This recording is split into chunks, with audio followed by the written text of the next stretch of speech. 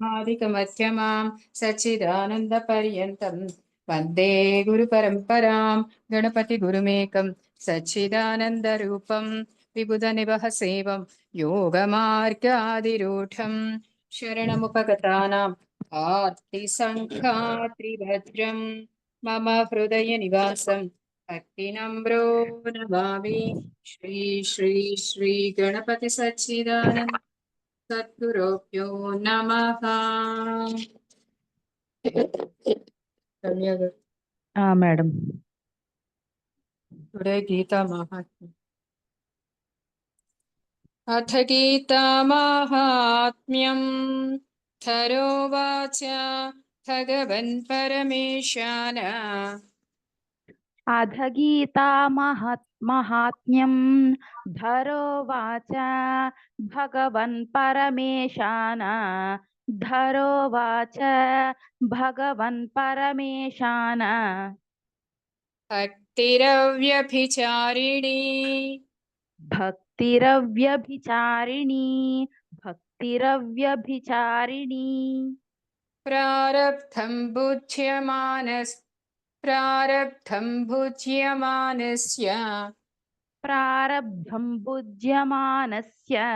प्रारब्धं भुज्यमानस्य कथं भवति हे प्रभो कथं भवति हे प्रभो कथं भवति हे प्रभो हरोवाच भगवन् परमेशान भक्तिरव्यभिचारिणी धरोवाच भगवन् परमेशान भक्तिरव्यभिचारिणी धरोवाच भगवन् परमेशान भक्तिरव्यभिचारिणी प्रारब्धं भुज्यमानस्य कथं भवति हे प्रभो प्रारब्धं भुज्यमानस्य कथं भवति हे प्रभो प्रारब्धं भुज्यमानस्य कथं भवति हे प्रभो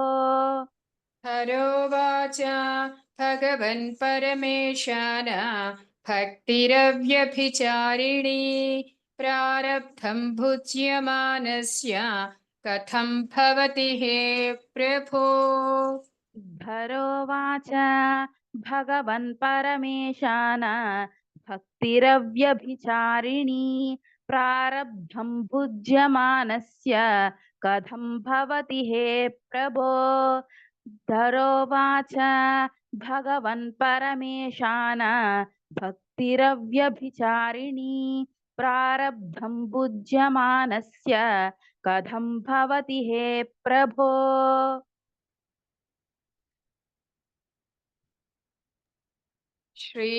श्रीविष्णुरुवाच प्रारब्धं भुज्यमानो हि श्रीविष्णुरुवाच प्रारब्धं भुज्यमानो हि श्रीविष्णुरुवाच प्रारब्धं भुज्यमानो हि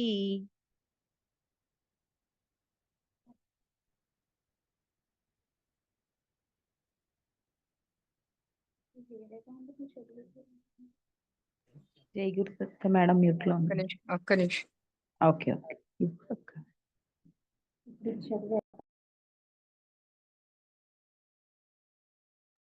ఒక్క 2 minutes నేను మళ్ళీ జాయిన్ అవుతాను.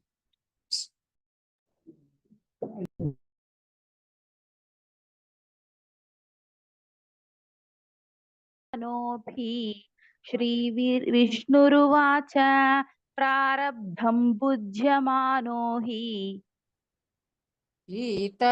गीताभ्यासरतः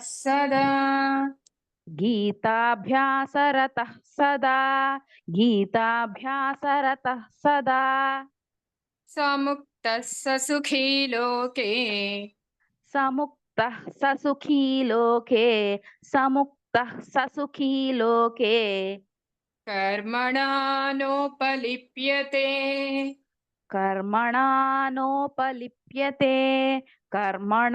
नोपलिप्यते श्रीविष्णुरुवाच प्रारब्धं भुज्यमानो हि गीताभ्यासरतः सदा। श्रीविष्णुरुवाच प्रारब्धं भुज्यमानो हि गीताभ्यासरतः सदा। श्रीविष्णुरुवाच प्रारब्धं भुज्यमानो हि गीताभ्यासरतः सदा। समुक्तः स सुखी लोके कर्मणा नोपलिप्यते। समुक्तः स सुखी लोके कर्मणा नोपलिप्यते। समुक्तः स सुखी लोके कर्मणा नोपलिप्यते। श्रीविष्णुरुवाच प्रारब्धं भुज्यमानो हि गीताभ्यासरतः सदा। समुक्तः स सुखी लोके कर्मणा नोपलिप्यते। श्रीविष्णुरुवाच प्रारब्धं भुज्यमानो हि गीताभ्यासरतः सदा। समुक्तः स सुखी लोके कर्मणा नोपलिप्यते। श्रीविष्णुरुवाच प्रारब्धं भुज्यमानो हि गीताभ्यासरतः सदा। समुक्तः स सुखी लोके कर्मणा नोपलिप्यते। महापापादिपापानि महापापादिपापानि महापापादिपापानि गीताध्यानं करोति चेत् गीताध्यानं करोति चेत् गीताध्यानं करोति चेत् क्वचित् स्पर्शनं न कुर्वन्ति क्वचित् स्पर्शनं न कुर्वन्ति क्वचित् స్పర్శం ఒక్క న నిమిషం స్పర్శం నా అని ఉంది మేడం ఇక్కడ. ఒక్క నిమిషం ఓకే. అక్కడ ఎంతోనే పలకండి, సారీ బై మిస్టేక్. క్వచిత్ స్పర్శన్న కుర్వంతి అదే క్వచిత్ స్పర్శం న కుర్వంతి. ఓకే. క్వచిత్ స్పర్శం న కుర్వంతి అలా ఒకసారి చెప్పండి. క్వచిత్ స్పర్శం న కుర్వంతి నళినీదళమంబువత్ నళినీదళమంబువత్ నళినీదళమంబువత్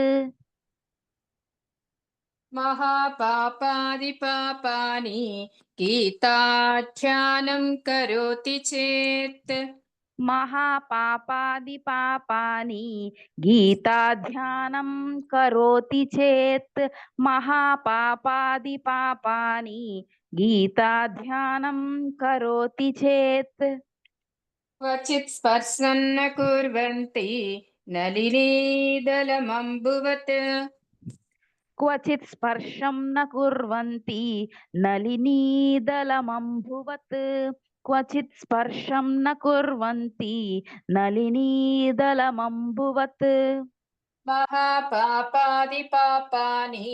गीताध्यानं करोति चेत् क्वचित् स्पर्शन्न कुर्वन्ति नलिनीदलमम्बुवत् महापापादिपापानि गीताध्यानं करोति चेत् क्वचित् स्पर्शं न कुर्वन्ति नलिनीदलमम्बुवत् महापापादिपापानि गीताध्यानं करोति चेत् क्वचित् स्पर्शं न कुर्वन्ति नलिनीदलमम्बुवत् गीतायाः पुस्तकं यत्र गीतायाः पुस्तकं यत्र गीतायाः पुस्तकं यत्र यत्र पाठः प्रवर्तते यत्र पाठः प्रवर्तते यत्र पाठः प्रवर्तते तत्र सर्वाणि तीर्थानि तत्र सर्वाणि तीर्थानि तत्र सर्वाणि तीर्थानि प्रयागादीनि तत्र वै प्रयागादीनि तत्र वै प्रयागादीनि तत्र वै गीतायाः पुस्तकं यत्र यत्र पाठः प्रवर्तते गीतायाः पुस्तकं यत्र यत्र पाठः प्रवर्तते गीतायाः पुस्तकं यत्र यत्र पाठः प्रवर्तते तत्र सर्वाणि तीर्थानि प्रयागादीनि तत्र वै तत्र सर्वाणि तीर्थानि प्रयागादीनि तत्र वै तत्र सर्वाणि तीर्थानि प्रयागादीनि तत्र वै गीतायाः पुस्तकं यत्र यत्र पाठः प्रवर्तते तत्र सर्वाणि तीर्थानि प्रयागादीनि तत्र वै गीतायाः पुस्तकं यत्र यत्र पाठः प्रवर्तते तत्र सर्वाणि तीर्थानि प्रयागादीनि तत्र वै गीतायाः पुस्तकं यत्र यत्र पाठः प्रवर्तते तत्र सर्वाणि तीर्थानि प्रयागादीनि तत्र वै सर्वे देवाश्च ऋषयः सर्वे देवाश्च ऋषयः सर्वे देवाश्च ऋषयः योगिनः पन्नगाश्च ये योगिनः पन्नगाश्च ये योगिनः पन्नगाश्च ये योगिनः पन्नगाश्च ये చాకి గుర్తులేదు ఓకే योगिनः पन्नगाश्च ये ఒత్తు పడుతుంది రమ్య గారు లైట్ పడుతుంది ఆ. योगिनः पन्नगाश्च ये पन्नगाश्च ये योगिनः पन्नगाश्च ये करेक्ट गोपाला गोपिका वापि गोपाला गोपिका वापि गोपाल गोपिका वापि नारदोत्थव पार्षदैः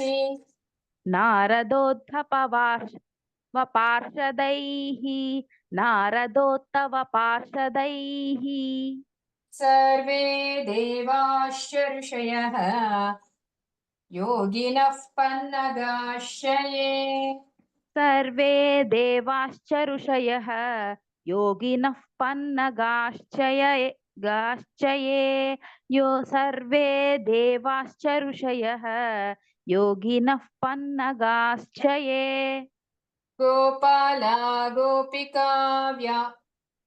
गोपाला गोपिका वापि नारदोत्थव पार्षदैः गोपाला गोपिका वापि नारदोत्थवपार्षदैः गोपाला गोपिका वापि नारदोत्थवपार्षदैः सर्वे देवाश्च ऋषयः योगिनः पन्नगाश्च ये गोपाला गोपिका वापि नारदोत्थव पार्षदैः सर्वे देवाश्च ऋषयः योगिनः पन्नगाश्च ये गोपाल गोपिका वापि नारदोत्थवपार्षदैः सर्वे देवाश्च ऋषयः योगिनः पन्नगाश्च ये गोपाल गोपिका वापि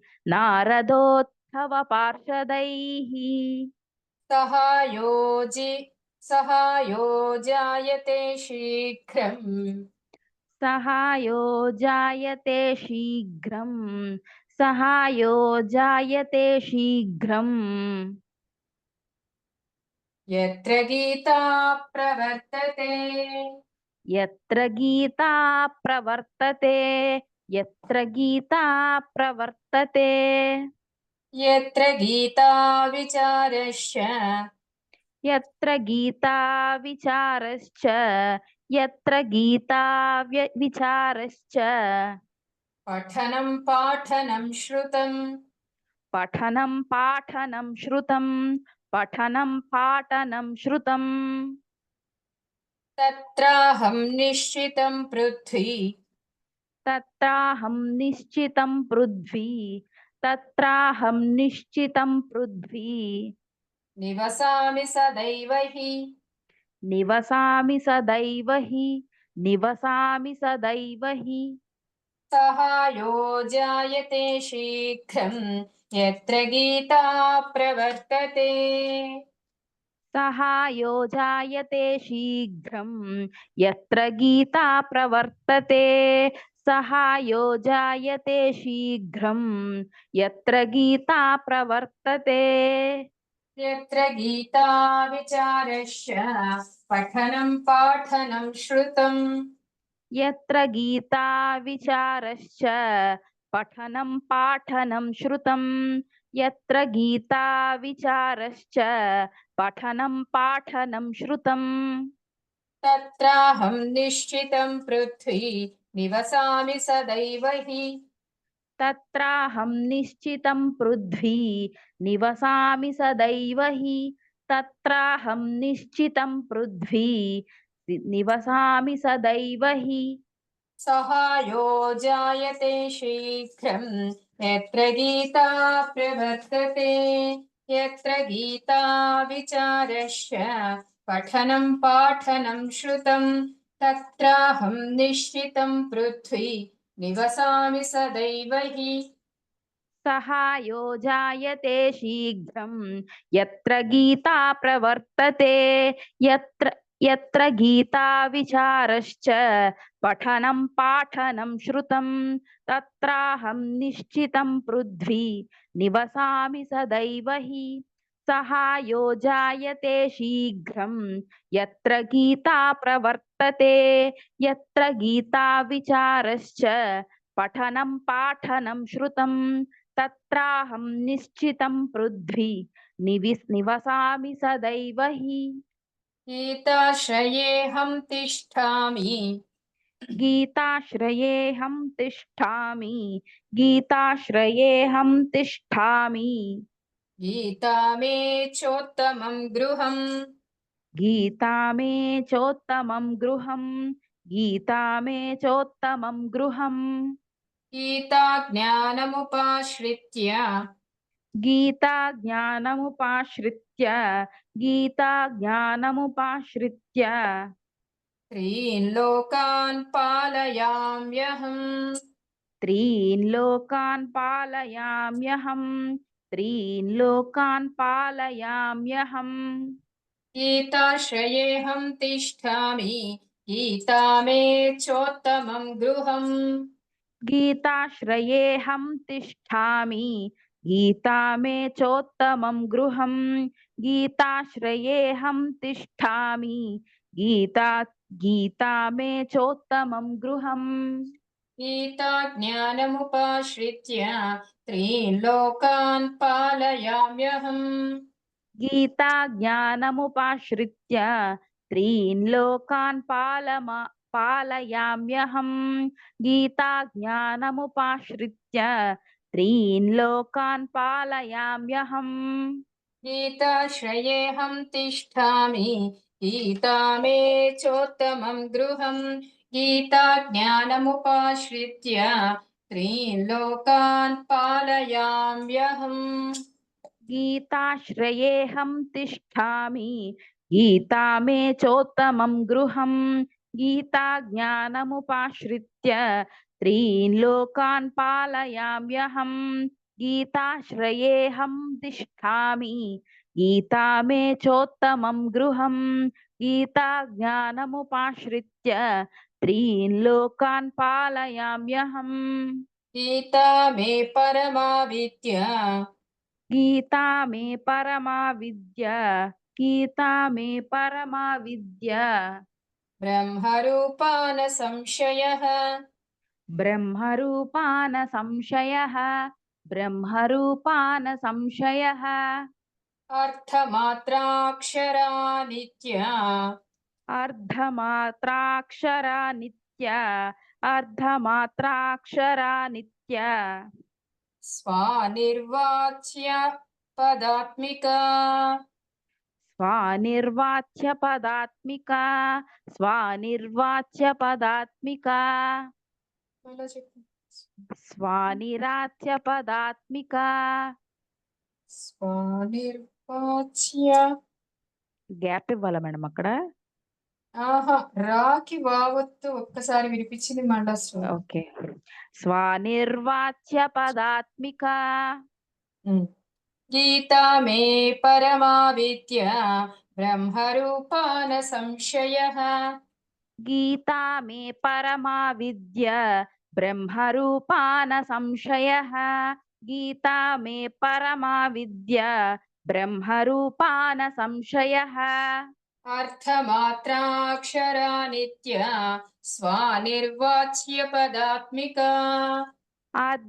अर्धमात्राक्षरा नित्य स्वानिर्वाच्य पदात्मिका मात्राक्षरा नित्य स्वानिर्वाच्य पदात्मिका గీతా మే పరమా విద్య బ్రహ్మరూపా న సంశయః. అర్థమాత్రాక్షరా నిత్య స్వానిర్వాచ్య పదాత్మికా. गीता मे परमा विद्या ब्रह्मरूपा न संशयः अर्धमात्राक्षरा नित्या स्वानिर्वाच्य पदात्मिका गीता मे परमा विद्या ब्रह्मरूपा न संशयः अर्धमात्राक्षरा नित्या स्वानिर्वाच्य पदात्मिका చిదానందేన కృష్ణేన चिदानन्देन कृष्णेन ప్రోక్తా స్వముఖతోర్జనం प्रोक्ता स्वमुखतोऽर्जुनं వేదత్రయీ పరానంద वेदत्रयी परानन्द తత్వార్థజ్ఞాన సంయుత तत्त्वार्थज्ञानसंयुता చిదానందేన కృష్ణేన ప్రోక్తా స్వముఖతోర్జునం चिदानन्देन कृष्णेन प्रोक्ता स्वमुखतोऽर्जुनं चिदानन्देन कृष्णेन प्रोक्ता स्वमुखतोऽर्जुनं వేదత్రయీ పరానంద తత్వార్థజ్ఞాన సంయుత वेदत्रयी परानन्द तत्त्वार्थज्ञानसंयुता वेदत्रयी परानन्द तत्त्वार्थज्ञानसंयुता చిదానందేన కృష్ణేన ప్రోక్తా స్వముఖతోర్జునం వేదత్రయీ పరానంద తత్వార్థజ్ఞాన సంయుత चिदानन्देन कृष्णेन प्रोक्ता प्रमुखतोऽर्जुन चिदानन्देन कृष्णेन प्रोक्ता स्वमुखतोऽर्जुनं वेदत्रयी परानन्द तत्त्वार्थज्ञानसंयुता चिदानन्देन कृष्णेन प्रोक्ता स्वमुखतोऽर्जुनं वेदत्रयी परानन्द तत्त्वार्थज्ञानसंयुता योऽष्टादशं जपे नित्यं योऽष्टादशं जपे नित्यं नरो निश्चलमानसः नरो निश्चलमानसः ज्ञानसिद्धिं स लभते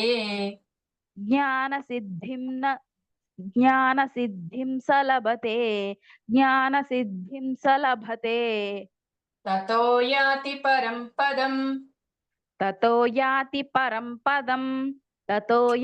परं पदम् योऽष्टादशं जपे नित्यं नरो निश्चलमानसः ज्ञानसिद्धिं स लभते ततो याति परं पदम् योऽष्टादशं जपे नित्यं नरो निश्चलमानसः ज्ञानसिद्धिं स लभते ततो याति परं पदं योऽष्टादशं जपे नित्यं नरो निश्चलमानसः ज्ञानसिद्धिं स लभते ततो याति परं पदम्. ఎవరికైనా వినిపిస్తుందా? ఇప్పుడు కొంచెం వాయిస్ కట్ అయింది, మళ్ళీ చెప్పండి. చెప్పు. నాదే వినిపించలేదండి. మీదే వినిపించలేదు నాకు. Okay okay.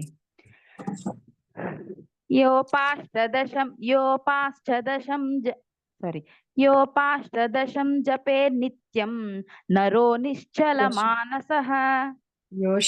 యోష్ట చూసుకో. योष्टा योष्टादशं जपे नित्यं नरो निश्चलमानसः ज्ञानसिद्धिं स लभते ततो याति परं पदं. योष्टादशं जपे नित्यं नरो निश्चलमानसः ज्ञानसिद्धिं स लभते ततो याति परं पदम्. థ్యాంక్ యూ రమ్య గారు. జై గురు.